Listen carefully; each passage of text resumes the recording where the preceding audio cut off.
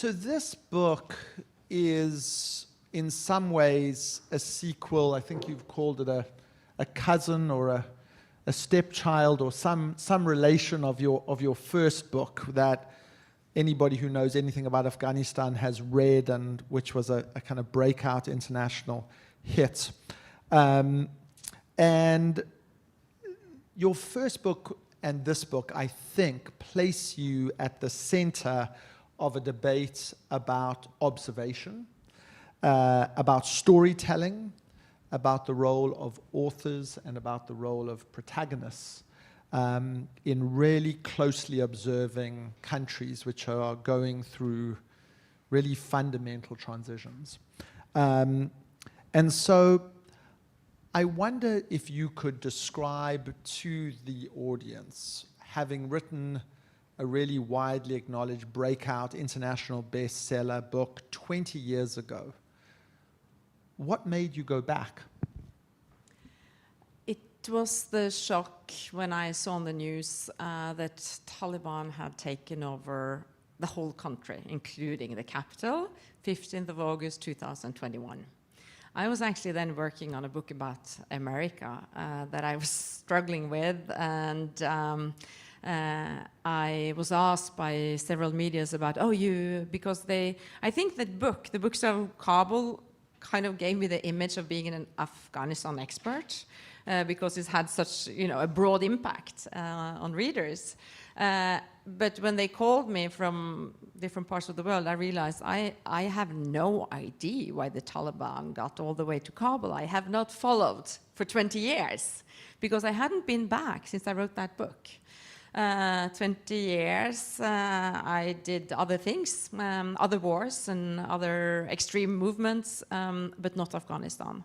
So it took me a few days to go from being just a bewildered, shocked TV viewer, radio listener, to realizing that this is a story I need to follow up on.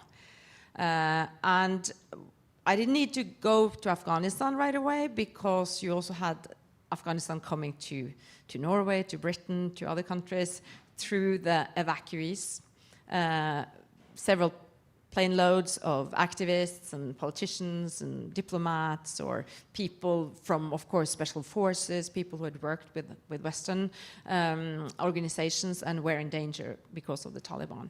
So I was in my garden listening to a debate at the House of Literature in Oslo, and there was one woman that totally stood out, I felt, and that is, her name is Jamila Afghani.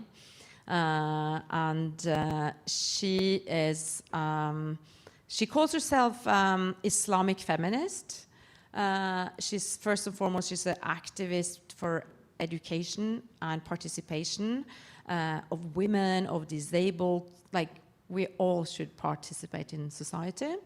And on the first page of the book, she's almost dying of a fever. And then she survives through the help of mullahs and shamams, because her family does not believe in doctors. They believe in the word of the Quran. So she comes from a very conservative family. No women in that, or girls in that family, could get an education, because girls shouldn't. But then her sisters are a commodity in a way that could be sold or traded in marriage. And if their voices had been heard or seen, or they had been seen or gone to school, the price would go down. But then Jamila, who was with her paralyzed leg, nobody would marry her anyway. So she got to go to school. And long story short, she ended up as a minister in the government of Ashraf Ghani, the president who were there when the Taliban took over the country. So that is how it all started, with me meeting Jamila in Oslo. She was in a refugee camp with her husband and children, and she agreed to be part of the book. So that was the start. So you could have written a book about conversations with Jamila, and you could have written a book about refugees and about the West's responsibilities and actions and inactions in Afghanistan, and done so comfortably from Oslo or from the community in which she found herself. Why didn't you stop there? No, I felt that I needed to find the person who'd made Jamila flee. None of us have hardly met a stronger woman than Jamila. What made her leave her country? And she's also her heart bleeds for Afghanistan like every day, and she feels so guilty for having left. So who made her leave? So I had to go and find, that person or that kind of person. And so I went to Afghanistan to find her adversary. And then I felt I have to also be fair to the Taliban to find a person at her level, which was, of course, hard. I couldn't counter her with a foot soldier who's illiterate, so I was thinking, as she was a minister, I was thinking maybe to find a minister. And that happened actually on my first day in Afghanistan, because you have to, in order to be allowed to work in Afghanistan, you need a paper from the Taliban that says that this and that person is allowed to travel, and show this paper at roadblocks and things like that. So I met with a deputy minister of foreign affairs, and he asked me, like, so why did you come to this country and what do you want to do here? And I told her about the idea of the book. And I said, well, I'm actually looking for a high-level Taliban. Maybe you want to be in the book? I'm very often quite efficient. And he was like, don't even think about it. Like, we don't speak. We in the Taliban, we don't speak. So you won't find anyone who high up who wants to speak. And he was actually right, because there are no books by high-level Talibans that stayed in the movement. There's one book by an ex-Taliban, but it doesn't really count. So that was tough. But he stamped my paper and said, go out and get out of here, but see what you'll find. And then after a while, I went, because Taliban is after all a military movement, so we went to like military camps and bases or police stations and started interviewing. I had a fixer who helped me in. And the Taliban was so eager to talk because they're victors. So they were like, there were lots of people who wanted to tell their story and be in the book. But then how I found the one who ended up, Bashir, there is like, there may be journalists in the room who or writers, what makes a character? You need, there's something like Jamila that first, of course, they need to have a story, but they also need to have some kind of presence and some kind of joy in telling their stories. And then Bashir, he was the first one who actually asked me questions about, so what brought you here? What are you interested? What are you looking for? Why Afghanistan? And I tried to say as much as I could about my experience in war reporting and all the wars I'd been to. And he was like, oh, so why do you only cover wars in Muslim countries? Do you have anything against Muslims? And I was like, no. And don't forget, sometimes the enemy has been Christian. And so he was very just like questioning me on things, and nobody else did that. So he was, the good thing about that is like, okay, he's actually researching me.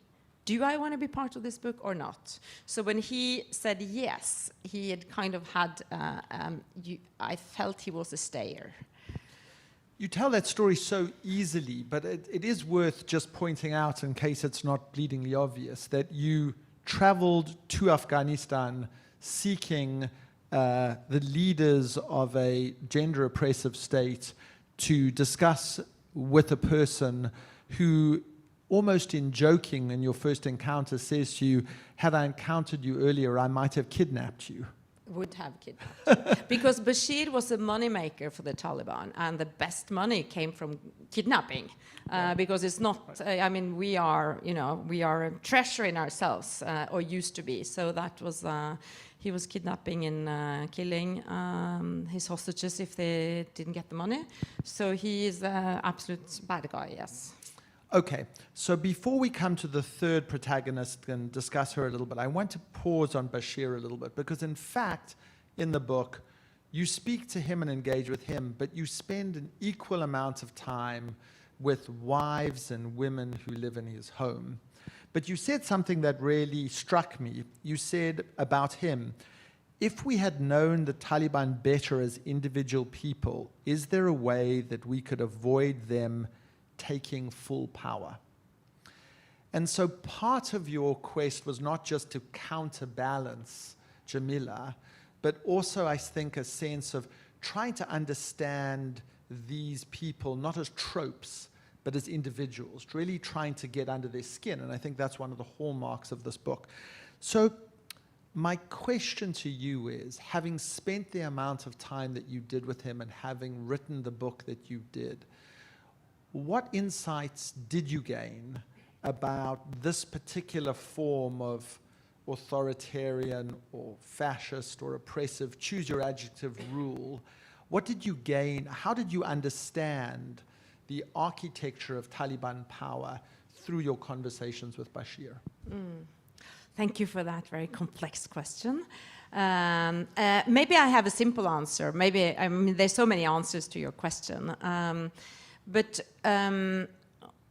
Well, maybe the first, and it's been said before, like it's very hard to beat an enemy that's not afraid of death.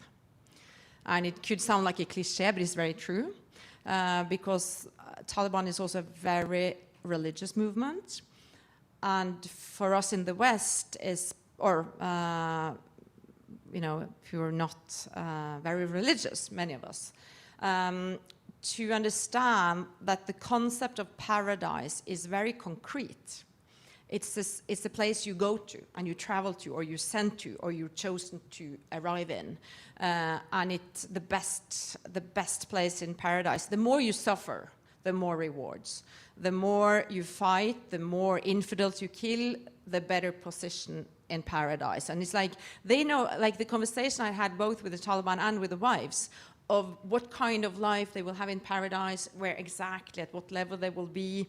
It's like a plan, or is they use the word, at least in English is translated as reward, the reward you get for different kind of actions. So that enemy is hard to beat, because paradise is always better, and much better than the life you actually do live. And then I also think that we need to think back at our own history. So Norway was occupied during the Second World War. You were fighting the Nazis here in Britain, and the feeling of being occupied. So we haven't really granted the Taliban that is how they felt. Like, and when I say the Taliban, you can expand it into, big areas of Afghanistan where they live the life that we call Taliban way of life, meaning for centuries, women have never gone to school. Not also the last 20 years when NATO forces were there. So girls never went to school anyway, women never worked. It was a man rule, patriarchic rule, blood feuds. So for them, suddenly have people tell them, like, open your house, give us put the girls in schools, get the wives out. They just feel that's an occupation, and I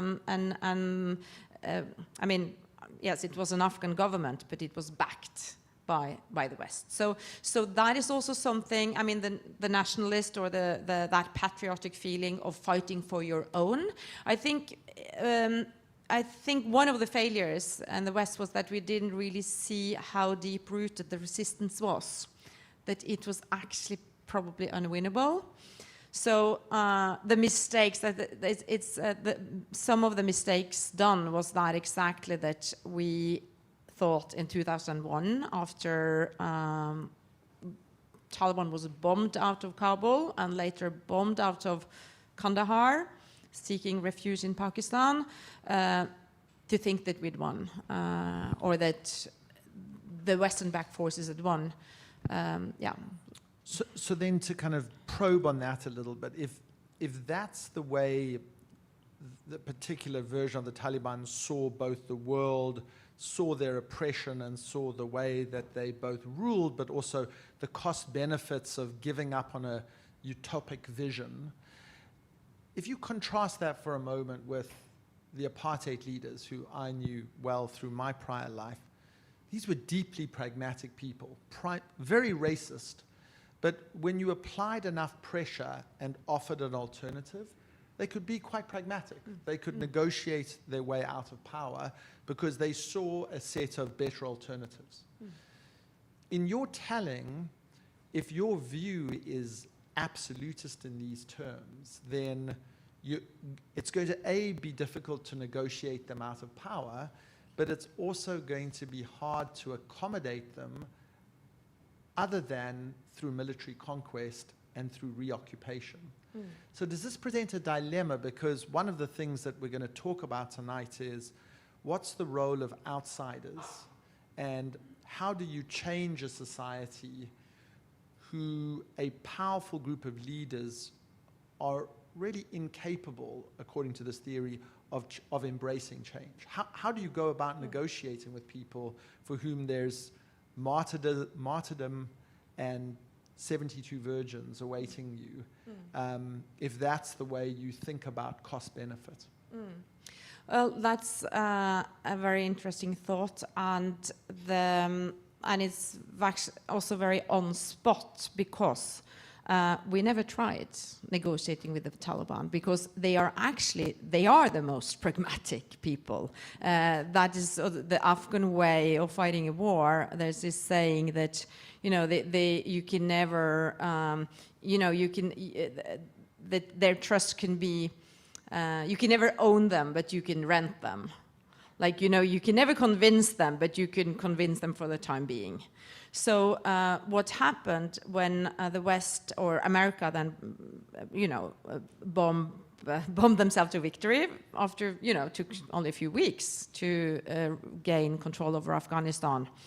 And then they took another 10 years to find Osama bin Laden. And then it was another 10 years before they pulled out.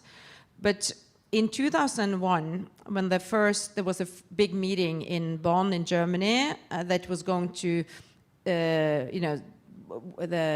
cut out the course for Afghanistan.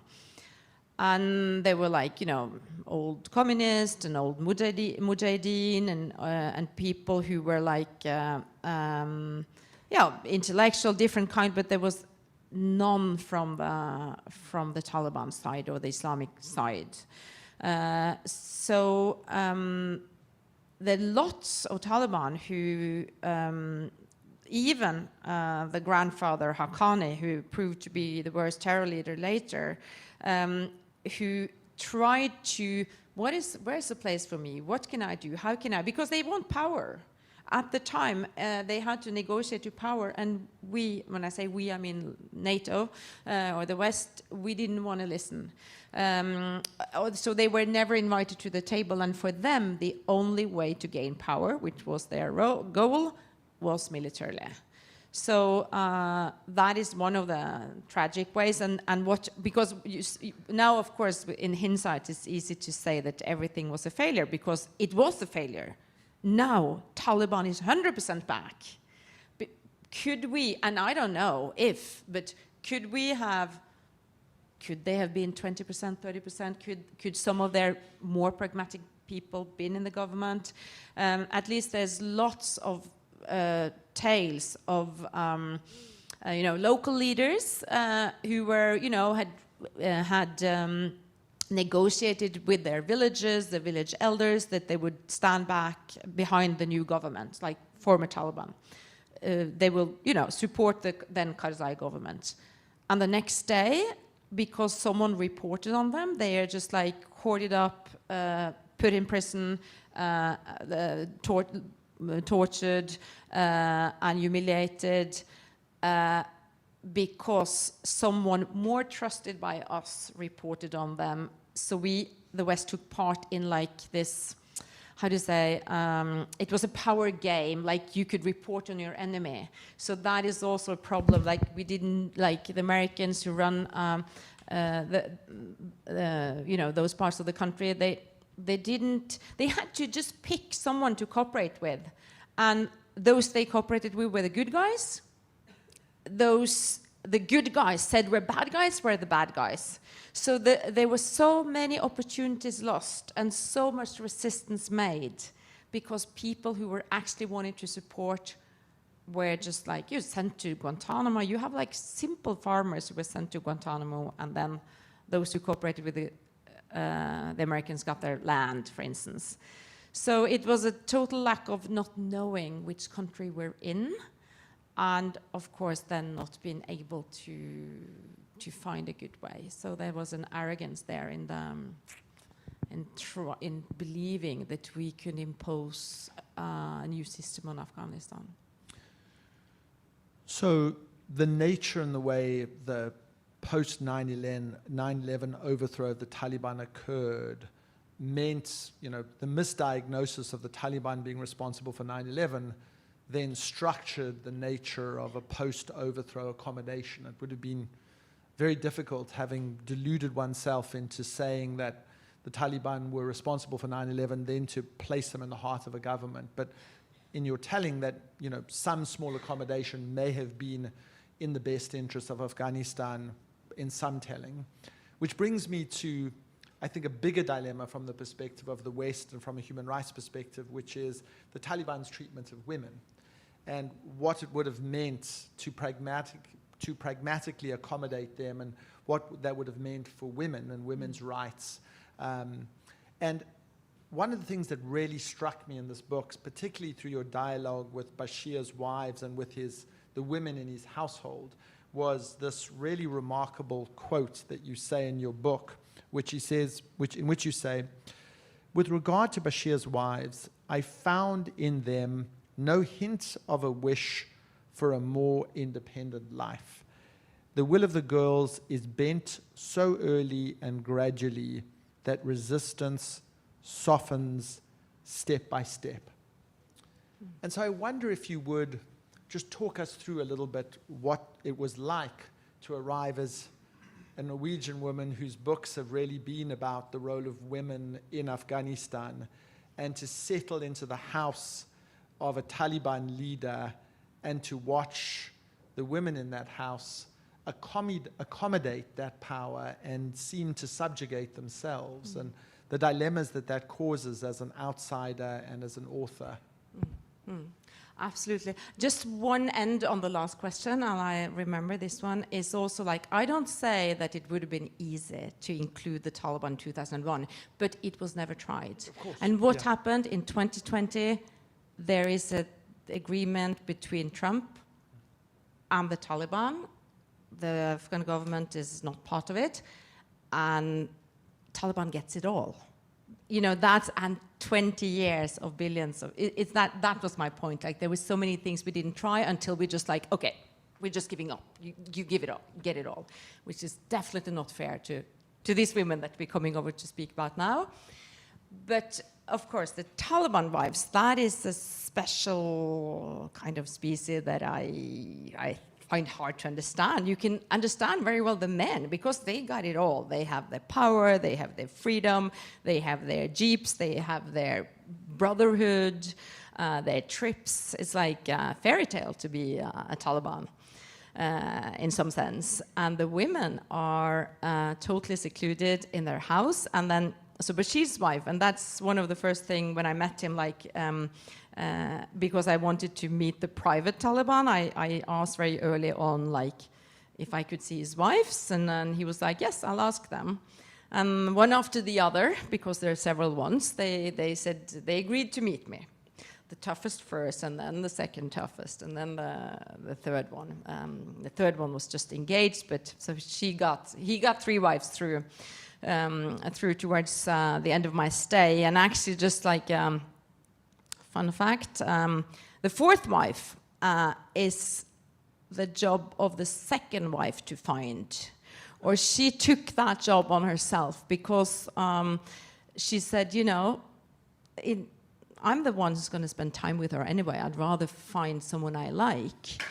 And also, in addition to that, it's also because it's not just a transaction. It is also love. And instead of sitting there and waiting, when is the fourth one coming? She puts herself in control and says she's going to find it. And then she wants to find a doctor, actually, because it's so practical to have a female doctor in the household when you can't leave the house. You have someone who can save your life within the walls. So these wives, they never leave the house. They have a big house because the Taliban commanders have annexed houses from the former regime. So he, being a big commander, he have a huge house within high walls. And they don't go shopping, they don't go and look for things, they don't go visit friends. So they stay inside all the time, and it's the wives, it's the daughters, it's the wives of the dead brothers, it's lots of people. So it's not boring, even though they often told me that, oh, life was so much more exciting before when we were making the bombs, because the wives did a lot of making the roadside bombs, which was the most lethal weapon of the Taliban because it was so cheap. And it, for the price of a meal of a family, it could explode the whole tanks if it got on the right position. So it was it's easy to make and very hard to defend yourself from. So that's the role of the women. They were sewing the suicide vests, of course, cooking for the Taliban and getting the reward. Just as the jihadi fighters, they would get the same reward in paradise. So now they felt life was a bit boring because they were just sitting there. But in your question, when I couldn't really figure out, like, did they want something else? And when I tried to ask, it was always like, no, we are very happy. And you can believe them, you cannot believe them.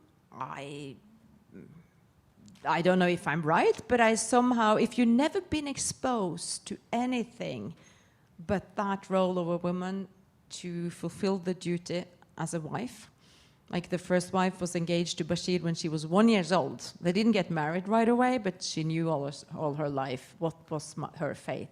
So I think it's hard for us to really understand that maybe you could use the cliche word of brainwashing, that they just like, this is how it's supposed to be.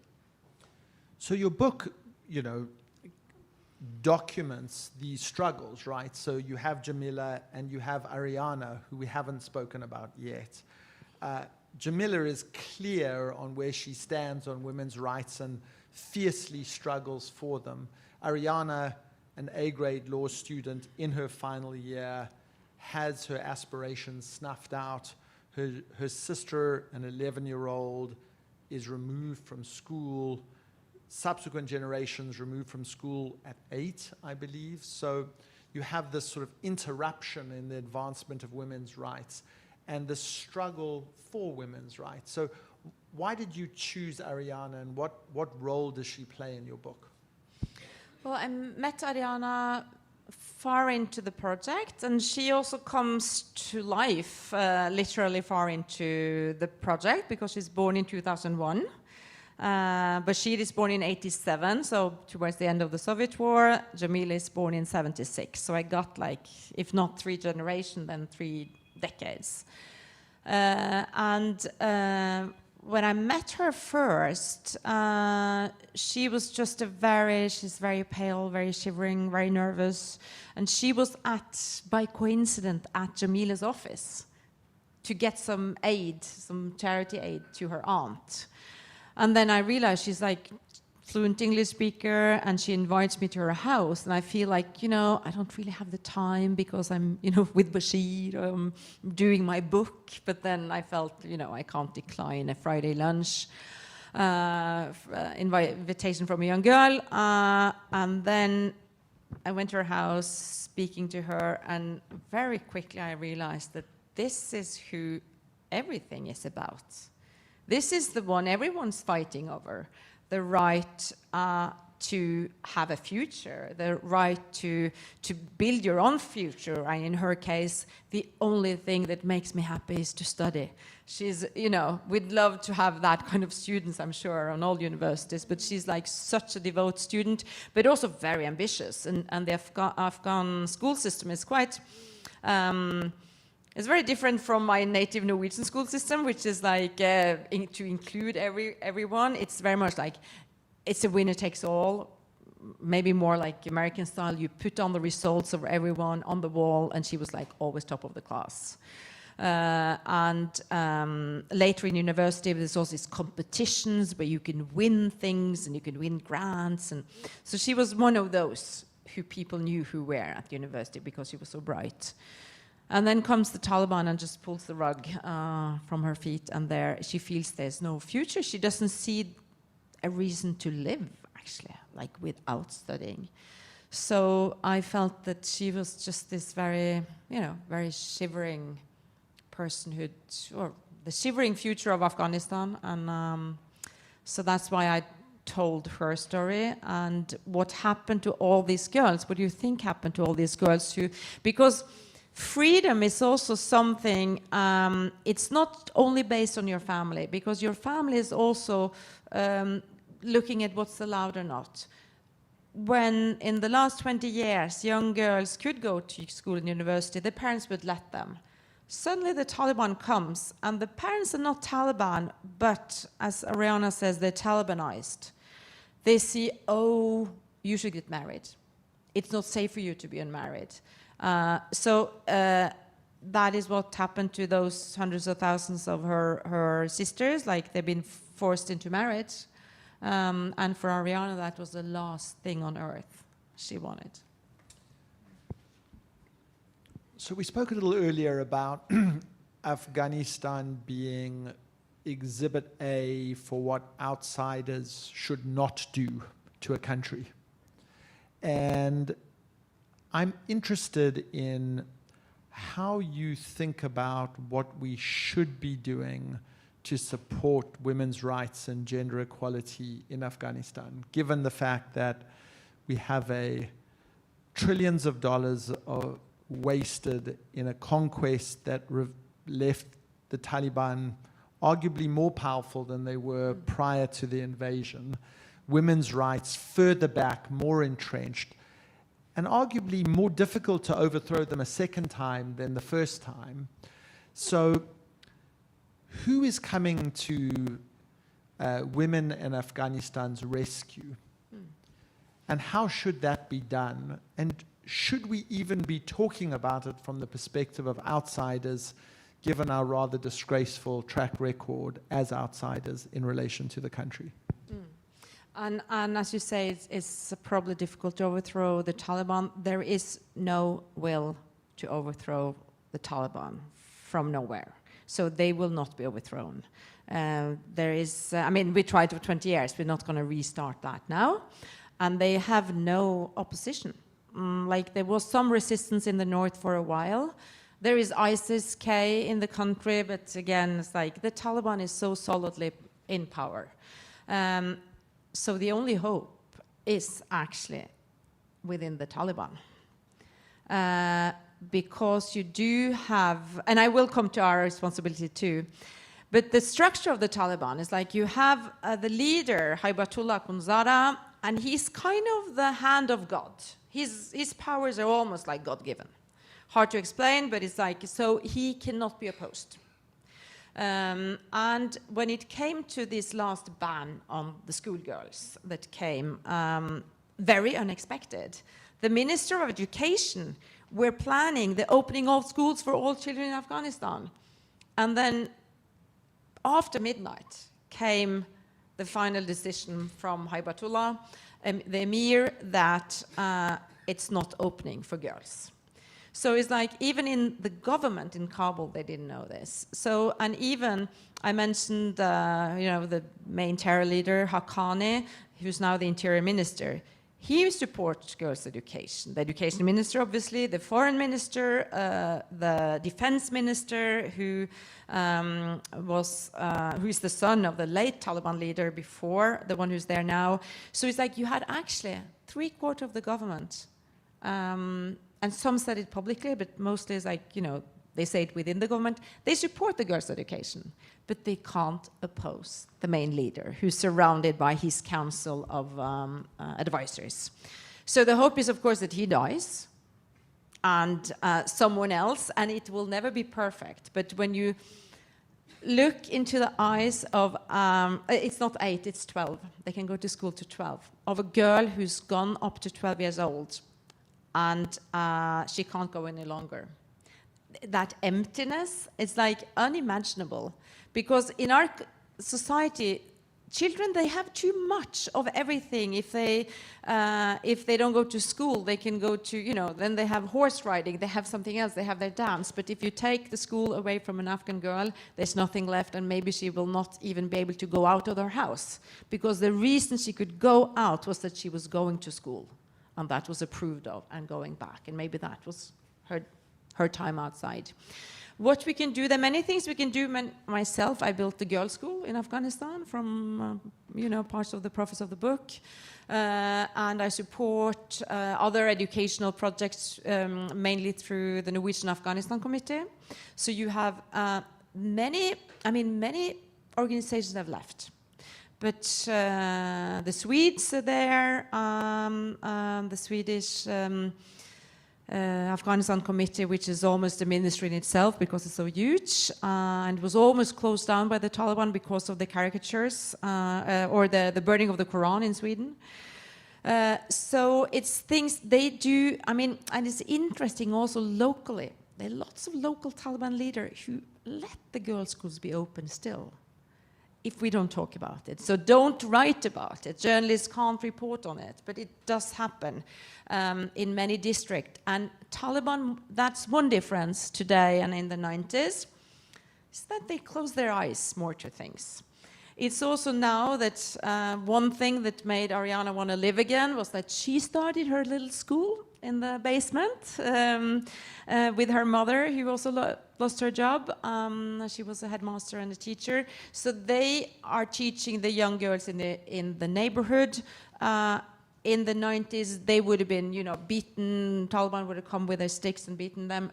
Again, they let this happen. So it's kind of, it's not as strict as before. And there is a friend of mine who just published a book in Norway. She works with vaccination and health project in Afghanistan, and in Kandahar, in the southern areas. And it's like there's so many Taliban leaders that she means. It's like they want their daughters to go to school. They want their children to be vaccinated. But there is a lid on top. So I think there is hope, slight hope in the society. And what we can do, for instance, there is all these girls who cannot go to university any longer. Why don't we open our universities with grants, with scholarships? I don't mean like, you know, it's not probably not in the numbers that it will be a problem for the far right, but you know, to let many of these girls have education here, and that's been discussed in my country, Norway. And one of the proposals is not maybe open only in the West, because that could be a problem. They wouldn't be allowed to study in a Christian country, but give grants to countries like Indonesia, Pakistan, you know, for them to study maybe in Muslim countries, but like, you know, open our pockets, maybe you don't say that about the government, but you know, open up and pay for full-scale education in other countries. Because one thing that was problematic with the evacuation is that you also cut the head of the Afghan elite away from their country. And I'm not going to sit here and say who should have arrived, who should not. But one thing the Taliban did, that have kept their promise of an amnesty. They said, okay, whoever fought against us, unless they did atrocities against us, are free. So they haven't been a mass harassment of activists or former politicians. They actually live quite in peace, most of them. Some are actually arrested, but relatively few. So all those politicians and activists who came to Norway and other countries, they are the force that could have also been in their country and this, been more forceful than girls like Ariana. So it's complex. So isn't there an argument then? I mean, all of the great human rights struggles have these two great, in simplified terms, two great tendencies you have to think about. You either resist and seek to overthrow the oppressive regime, or you seek to engage it and reform it from within, and you adopt a kind of incrementalist strategy of change. If we tried the former and it was abysmally unsuccessful, we sort of left with either extracting all the girls and women and educating them either in Norway or Sweden or the United States or Indonesia in a more thoughtful, and I like that idea, or playing the insider game with the Taliban of saying, let's find the reforming governors in different provinces and let's strengthen them within the hierarchy, and in the way that you might reconstitute the papal conclave of getting the top dog reconfigured and hoping that that will be a more liberal versus a more conservative figure. There's an argument that we should be engaging the Taliban more and sanctioning them less. Yeah, I don't have the answer on that, but now we do engage with the Taliban. There is a dialogue, and I always believe in dialogue. Like there's no way not talking to each other, and I think that was one of the main problems that the campaign in Afghanistan became so politicized and so important, so our politicians were never honest in saying how bad it actually went, how quickly. And also this, I think it was a tragedy that Osama bin Laden was not found earlier, because that this becoming for 10 years a fight to look for Al-Qaeda in Afghanistan, where Al-Qaeda had long time gone from Afghanistan. There were no one left from Al-Qaeda. They were the Taliban. So that those two aims were put together, and had they taken out Osama bin Laden right away, and they were so close they were always like, now that we know how close they were, he was in the next house and the American bombs the other one, they were going to take his car, and suddenly they lost hold of it. Like, they were so close in the beginning, and then for 10 years he was lost. And had they taken him out earlier, I think they would have been more possible to help rebuild Afghanistan instead of try to beat it militarily. So now it's like you bombed it with one hand and you rebuilt it with the other, and the American campaign of winning hearts and minds did not work, other than for girls like Ariana in the big cities who loved all the Western forces. I have two final questions. My first one is, saying to you earlier, I had the dubious honor of serving in a World Economic Forum on one of the Global Agenda Councils for Fragile States, and the head of that Global Agenda Council for Fragile States was Ashraf Ghani. And Ashraf Ghani told us with great pride that he'd written a book on state effectiveness, and then became the last president of Afghanistan prior to the Taliban, and presided over arguably the least effective state known to humanity, one propped up with trillions of dollars of squandered Western aid and military misadventure. Can you give us an insight from your perspective as an outsider, but who also keenly observed Afghanistan from the inside, how it was that we got it so tragically, fundamentally wrong, like just catastrophic, textbook wrong? Yes, and I'm glad you're asking that, because I think another tragic thing that's happened is that we don't discuss this. Like, what are the lessons learned? Not in order to find scapegoats and they're to blame and that person or that idea is to blame. But the fact that after we pulled out of Afghanistan end of August 2021, I haven't really heard politicians wanting to look at it, like and discuss like what went wrong. I know there's been actually America's been better at it than Europe, I would say, on having commissions and writing reports within the foreign affairs and what would you call it in America? The State Department, yeah. So they've been more hands-on, actually, on looking at their mistakes. I think Europe just like took a few weeks after the evacuation and they closed their eyes and they don't want to discuss. And then considering so much money that was spent. But I think, so it was very politicized and it was maybe too ambitious. You wanted too many things at the same time. And when it started to go wrong, like there was this American saying first, like, we're winning, next year we're winning, and third year we're winning, and then we're winning but slowly. We're still winning. So they were still winning for 18 years until they suddenly gave everything to the Taliban. So one thing is like to go back to something I said about not knowing the country and having to form alliances, and at what basis were those alliances made? That's something you should look into, like how did the Americans or the Western forces choose their adversaries?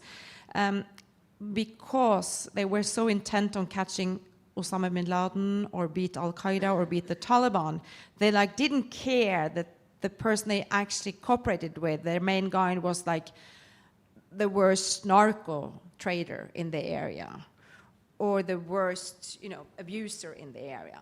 So we, the West, closed our eyes to everything that was bad with our allies.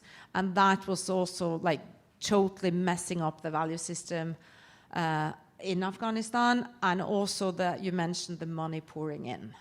Like when so much money is pouring in, and now there's studies like not even half ended up spent for what it was supposed to be doing. At least half ended up as, golden sinks in Dubai or, palaces in Abu Dhabi. So it was so corrupt. There's so many examples, but for instance, the school building, we had this almost like a Soviet plan of how many schools should be built. So the Afghans were like very good at building schools that were photographs from above, so that it was enough to just build the roof, not even structure, because it was so quickly, the money came so loose, so as long as you could count them and send proofs with a military or with a helicopter photo of the roofs. Or sometimes they also built the walls, but who's going to put in chairs? No money for that, because that money went into some pockets. And there are books that written about, my book is not really about this, but there are books written about, all these examples of us giving the money but not really caring enough or be able enough to follow up on how it's spent. So the whole country, Ashraf Ghani, you mentioned the president, just losing all credibility, which also led to the force and the support of the Taliban, that people turned to the Taliban because they felt that they are not, at least not corrupt. There are people there, fighting for us against these people. So I'm going to ask my final question from the other direction, and that is, you wrote a book about Anders Breivik, the Norwegian mass murderer, white supremacist Islamophobe who set off a bomb in downtown Oslo and then went and slaughtered a bunch of children on an island. And the book was called One of Us. And it's an examination of how somebody like that could emerge from within your society, and then the justice process that you embarked upon as Norwegians to not glorify him, but through a careful process of introspection, both condemn him, but also reflect on the values you held most closely and cherished most fervently. And I wonder whether there isn't some conversation to be had amongst Afghans themselves, which doesn't cast all the woes of the country as externally imposed by the Soviets or by the Americans or by all of those people let's stipulate, have done bad things. But there is something that the Taliban is also one of us. It came from within their society and has to be reckoned with by Afghans about how is it that we've allowed this group to marshal power, oppress women, and misrule. And there must be some responsibility we bear ourselves. And if you don't frame the question that way, the answer always becomes we have to come from the outside and save the Afghans from themselves, as opposed to strengthening the ability through Afghans, by Afghans, to wrench back their society from this force. And I don't ask that question in a way to sort of in any way diminish the need to tackle the Taliban, but to talk about what the role of an internal reckoning is or should be as we discuss Afghanistan's past, but also its future. There may be some Afghans in the audience, and I'm getting nervous if I say something wrong here, and if I use the word Afghan wrong or the Taliban wrong. It's like the Pashto population, the Tajik population. It's very complex, but the tragedy. Where did the tragedy start? Of course, it's hard to put a date, but I think I have to say Christmas Eve 1979, when Soviet forces invade Afghanistan. And their plan is not even to fight a war. They send Soviet soldier, but just a plane load. Actually, one plane load crashes, and the next plane load gets into Kabul. They're just going to stabilize the airport, and because they want to exchange, they're going to do a cabinet exchange of the leader in Afghanistan, of the president, to get a more even more pro-Soviet leader. As we know, that war lasted for 10 years. And they went there thinking they could just exchange the president, and then once they started fighting, they were caught in the fighting. For 10 years, and 1.5 million Afghans were killed. That was the rise of the Mujahideen, the resistance, who fought for their country. And then, as we know, the United States saw, we can have a proxy war in Afghanistan, and we can fund those nice Mujahideen that Ronald Reagan called freedom fighters. He invited them to the White House. And so the tragedy is, like, I would say the Soviets started it, the Americans, and of course, not thinking that Mujahideen force would then merge into Al-Qaeda in 1989. And so when you then say the responsibility of the Afghans, is like, these are fighting forces that is like, it's like starting with the Soviet, their people, and then those who are funded by the Americans, and those guys, because these are all guys, have just taken the whole country hostage, or took the whole country hostage. First one war, then the second war, then the civil war in the 90s, that with 4 Afghan commanders just like bombing Kabul from all directions, or from 4 directions.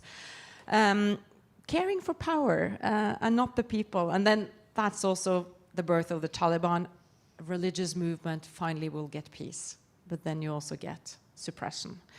So I think I really don't find myself in the position to answer your question about responsibility, because I sit on a very high chair, literally, to instruct others.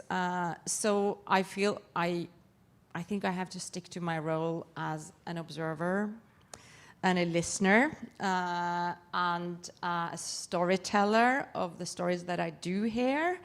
But I hope that in my book, it's maybe people can, you're free to read and judge, but that I don't put judgment. I just, portray even the worst kind of people.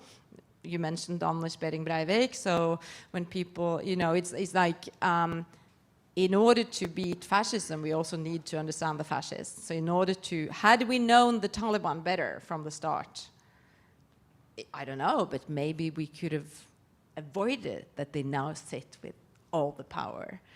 So yeah, that's my answer to that, I think. That's a wonderful transition to questions that may come from the audience. So please. The mic's on the way. Mic's on the way. Could you raise your hand up? Yeah, thanks for that. That was wonderful.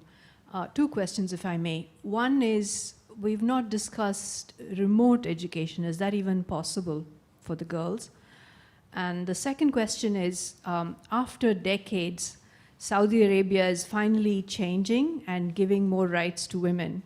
Something triggered it. There was some incentive that caused the religious factions to move. Is there such a trigger in Afghanistan?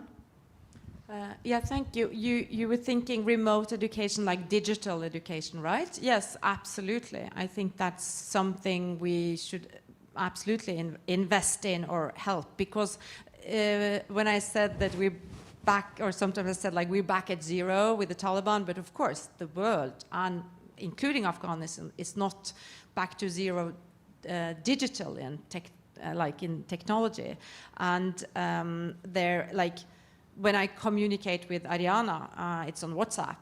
I can write her emails. It's like, it's both in the cities and some of the rural areas, it's absolutely up and working. So that is something that I think we, as a responsibility, that's something we should do, because it's easy, I mean, relatively easy to do. And there are projects going on, but none of them are really like lifted from the ground. But I know there's several projects where the Zoom education and remote education is happening. And when it comes to Saudi Arabia, it's also interesting that Saudi Arabia is in Afghanistan is like a radical force.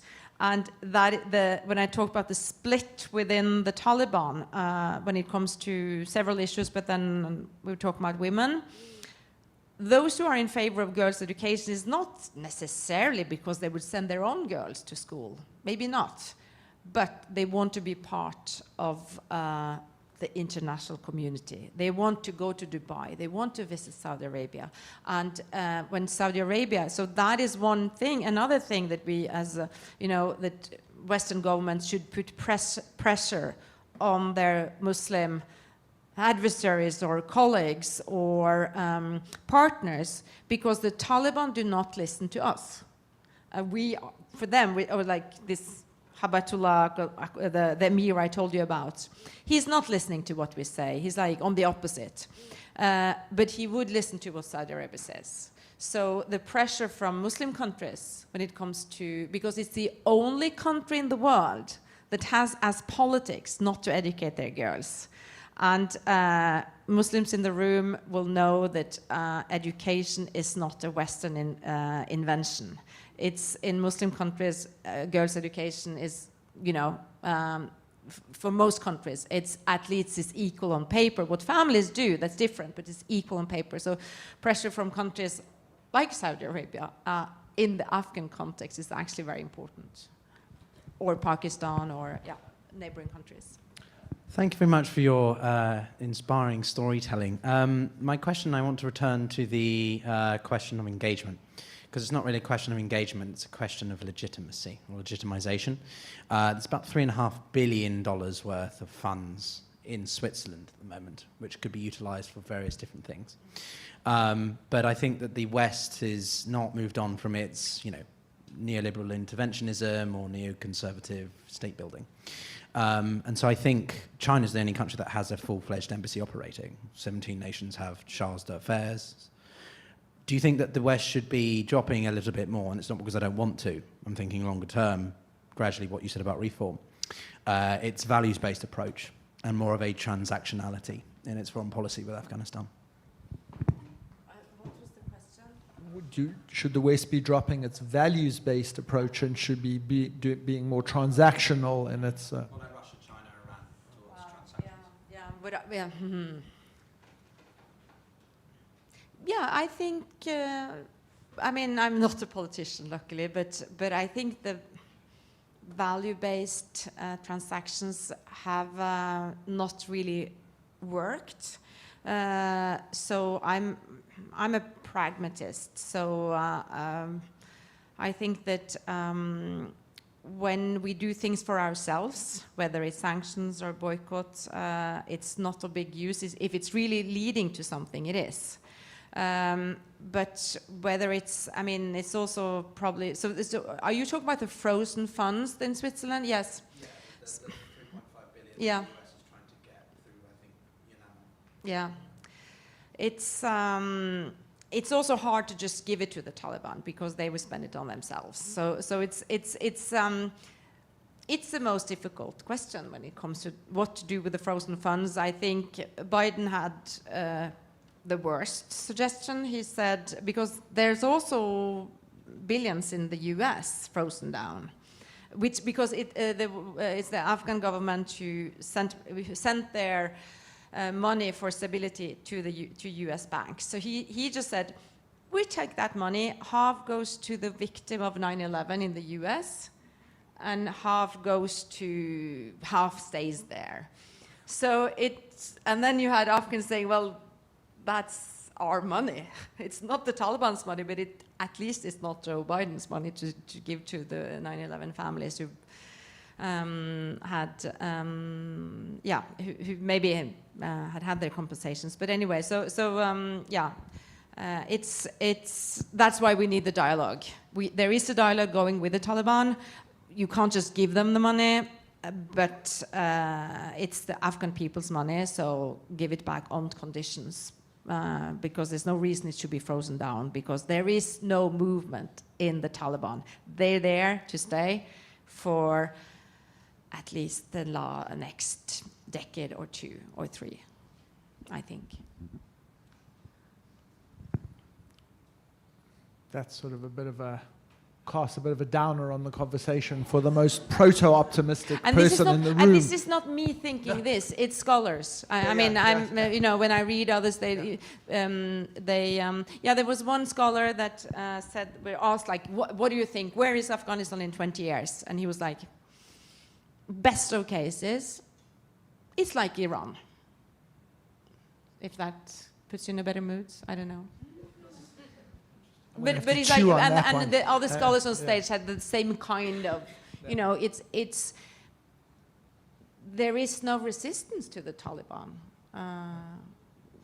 That is strong, of course. There's lots of inner resistance, but there's no military resistance or the sanctions. I mean, they don't care about the population. So the Taliban, you see how they look, the Taliban?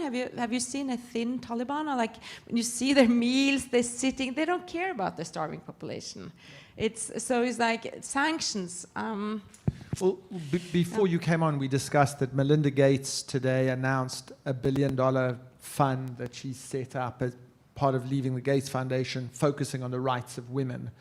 And one of the things that she's done is chosen 12 people who she respects, one of whom is an Afghan woman, and given them $20 million each to re-grant, according to their theory of change, that what they believe will be the most effective thing to empower women and girls. And I think there may be something in that as an answer to the question, which is rather than the false dichotomies of taking UNAMA aid and putting them into the hands of the Taliban, is thinking about using those resources to strengthen civil society, strengthen the hands of reformers, creating a sense of dialogue, giving space for women to occupy at least more of a proto-equal role in that society. But that, you know, those kind of fledgling efforts must be part of it, dictated by Afghans, not by people from the outside. We have time for, I think, one more, please. Yeah. Thank you. I have a question. You started your talk with about differences in faith and between the Western and Afghanistan. Do you, from your opinion, do you think, do you believe truly that the Western society, having those massive differences, for example, belief in the so-called reward of the afterlife, or not having that understanding, could really impose their views that could be, I guess, inhibited so deeply in Islamic countries that where it would change? So do you think it is true in nature what we're talking about here is, you know, that what they're doing is wrong, and when we don't have this same belief system to start with? Does that make sense?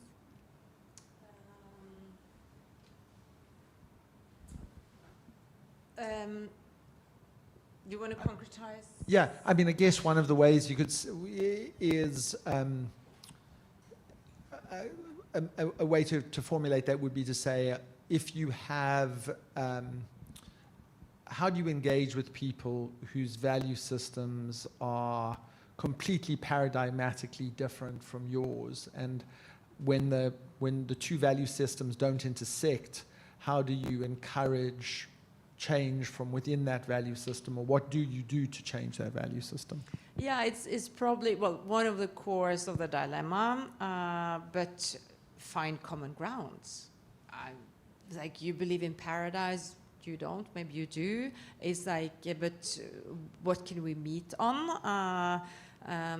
It shouldn't be that hard, but here it's like, I was explaining why Taliban was a difficult enemy, because they're not afraid of death.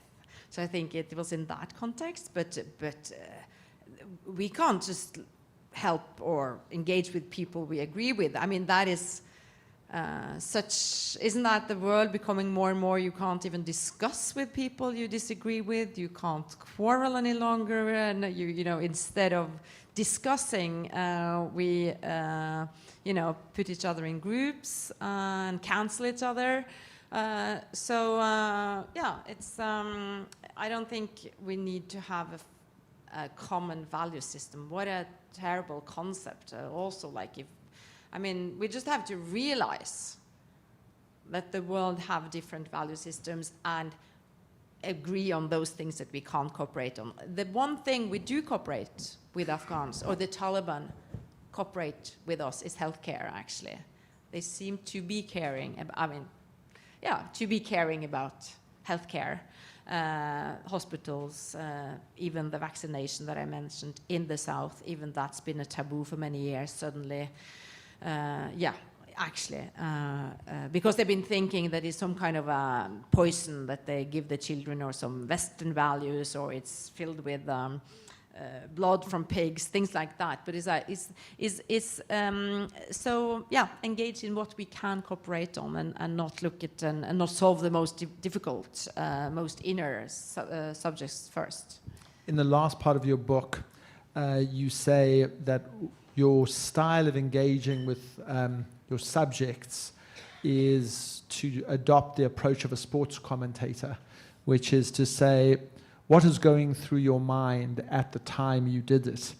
And I think that this conversation has illustrated that of one of your great powers as an author and as a storyteller is that you put us in the minds of the people that you write about, and you do so with persistence and with a clarity, and that, I think, gives us the ability to see things that other people wouldn't, and to do so in a way, as you insisted in your last remarks, is done from a position of observation and not of judgment. And I think for that we should be enormously grateful, and we're very, very grateful that you're here today, so thank you. Thank you for coming. Thank you.